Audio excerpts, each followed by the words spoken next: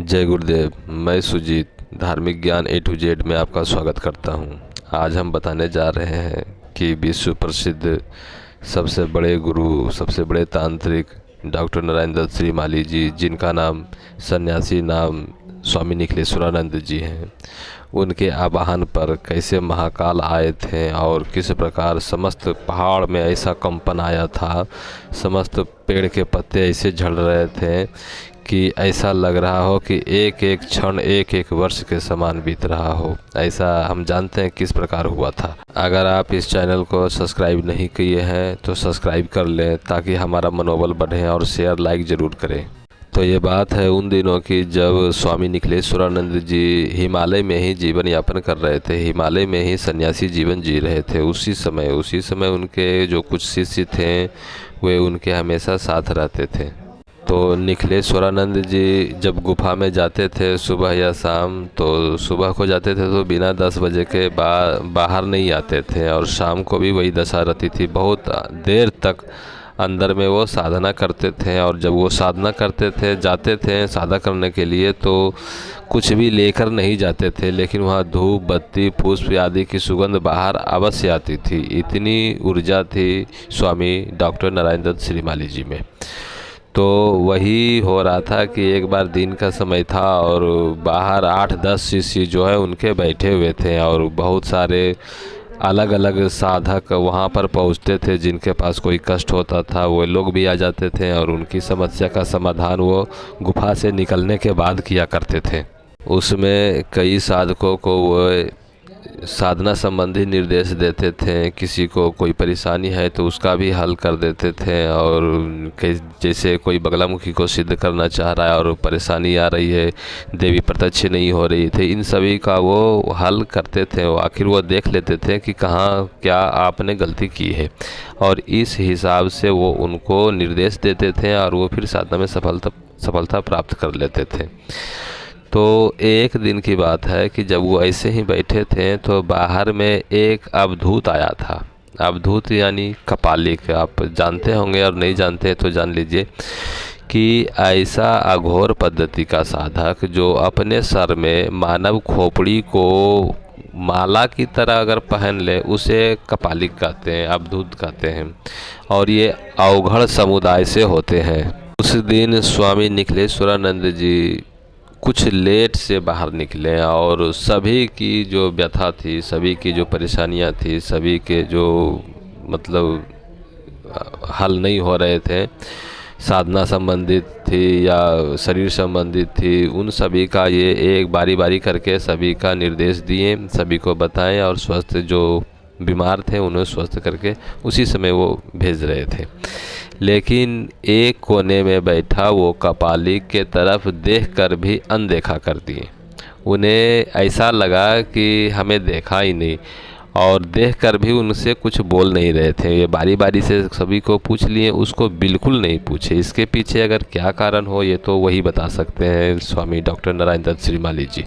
लेकिन उस अवधूत को स्वामी डॉक्टर नारायण दत्त श्रीमाली जी के द्वारा अनदेखा करना बहुत बुरा लग गया। उसके अंदर क्रोध का संचार हो गया और उनके अंदर अहंकार की भावना भी थी।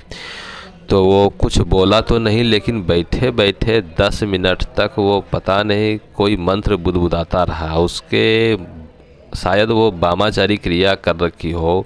ये बहुत ही मारण प्रयोग होती है और अच्छे से अच्छे साधकों को ये क्षण में मार सकने में सामर्थ्य होता है। तो इस तरह की जो प्रक्रिया होती है, इस तरह के जो मारण प्रयोग होते हैं, यह ऐसा लग रहा था कि जैसे स्वामी निखिलेश्वरानंद जी पर ही ये प्रयोग हो रहा था और 10 मिनट से अधिक यह ऐसा करते बीत गया। उसके बाद स्वामी डॉक्टर नारायण दत्त श्रीमाली जी उनको बोले कि तुम जो करना चाह रहे हो मैं जानता हूँ, इससे मुझे कुछ होने वाला नहीं है। ये जो तुम कर रहे हो, तुम हो क्या? तुम तो कपालिक हो, तुम नरभक्षी हो, नर का मांस खाने वाले हो और कुछ नहीं हो। कपालिक तो और कुछ होता है, तुम वो कपालिक हो ही नहीं, तुम सिर्फ तुम्हारे अंदर अहंकार है। इतना सुनते ही कपालिक के अंदर और क्रोध का संचार हुआ। वो और भड़क गया और उसके बाद बोला कि तुम मुझे कपालिक कह रहे हो, तुम मुझे छोटा समझ रहे हो, मैं जानते हो मैं कौन हूँ?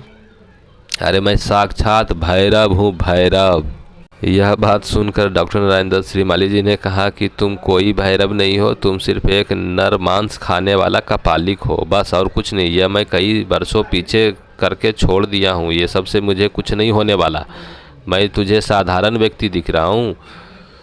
तुमने बहुत सारे मारण प्रयोग मेरे ऊपर किया, लेकिन उसका मेरे ऊपर कोई प्रभाव होने वाला नहीं है। ऐसे तुम चाहो तो और करो, उससे मुझे कोई फर्क नहीं पड़ता। उस अवधूत ने सोचा कि मैं इतनी देर से इस व्यक्ति के ऊपर इतनी कठोर से कठोर मारण प्रयोग कर रहा हूँ और यह व्यक्ति बिल्कुल शांत और हंसते हुए बैठा हुआ शांतचित्त है, इस पर कोई प्रभाव नहीं हो रहा है, इसमें तो ज़रूर कोई बात है। इसके बाद डॉक्टर नारायण दत्त श्रीमाली जी कहते हैं कि तुम अधूरे साधक हो, अगर तुम चाहो तो मैं तुम्हारे इष्ट की दर्शन करवा सकता हूँ, क्योंकि तुम अभी तक अपने इष्ट का दर्शन कर नहीं पाए हो, जिसे तुम पूज रहे हो उसका दर्शन तुम्हें हो नहीं पाया है। यह बात सुनते ही वह अवधूत, वह कपालिक, वह अवघड़ तुरंत स्वामी डॉक्टर नारायण दत्त श्रीमाली जी के चरणों पर गिर पड़ा और कहा, हे प्रभु, आप हमको अपने इष्ट का दर्शन करवा दीजिए। मैं बहुत प्रयास किया, मेरे जो इष्ट है मुझे दर्शन अभी तक नहीं दिए हैं। तो इस पर कहें, ठीक है, अगर तुम साधना जगत में कुछ प्राप्त करना चाहते हो तो वो सहायता मैं दे सकता हूँ, लेकिन तुम्हारे इस अहंकार का मेरे ऊपर कोई प्रभाव पड़ने वाला नहीं है। अगर तुम कहते हो तो मैं महाकाल का आवाहन करता हूँ। लगभग वहाँ 5 से 6 शिष्य होंगे और अवधूत होगा।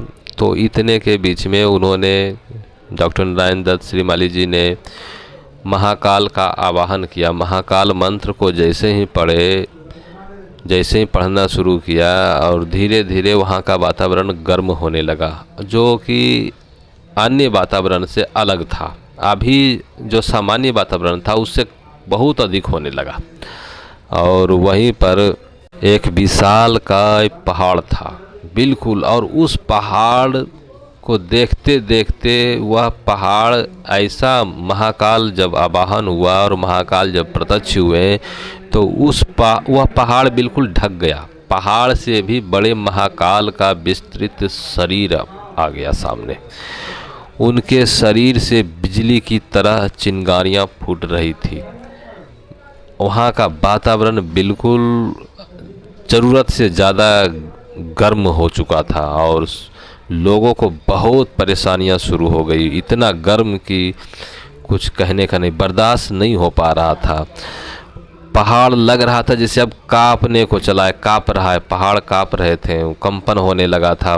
बड़े बड़े चट्टान जो है ऐसे ढुलक रहे थे, पेड़ अपने आप पत्ते झड़ रहे थे, इतनी झंझनाहट हो रही थी। 1 से 1.5 मिनट तक का वह प्रत्यक्षीकरण रहा होगा और उस 1 से 1.5 मिनट के अंदर अंदर इन सभी साधकों को ऐसा लगा कि जैसे 1 से 1.5 वर्ष बीत गए हैं, अब बर्दाश्त नहीं होने वाला है। तब उन्होंने कहा, एक साधक ने कहा कि अब आप ये हटाइए, अब बर्दाश्त होने वाला नहीं है। फिर स्वामी डॉक्टर नारायण दत्त श्रीमाली जी ने उनका विसर्जन किया। विसर्जन होते ही, जैसे ही स्वामी डॉक्टर नारायण दत्त श्रीमाली जी ने विसर्जन मंत्र पढ़ा, महाकाल अपने स्थान को चले गए और सारा वातावरण पुनः शांत हो गया।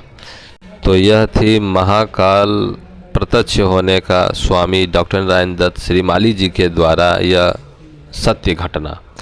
यह सत्य घटना उस समय की है जब स्वामी डॉक्टर नारायण दत्त श्रीमाली जी हिमालय के क्षेत्रों में निवास करते थे, उधर वे सन्यासी जीवन जी रहे थे। ऐसी जानकारियाँ अगर आपको अच्छी लगी हो तो वीडियो को लाइक करें, शेयर करें, सब्सक्राइब करें जो इस चैनल को सब्सक्राइब नहीं किए हैं, क्योंकि सब्सक्राइब ही हमारा सबसे बड़ा गिफ्ट है।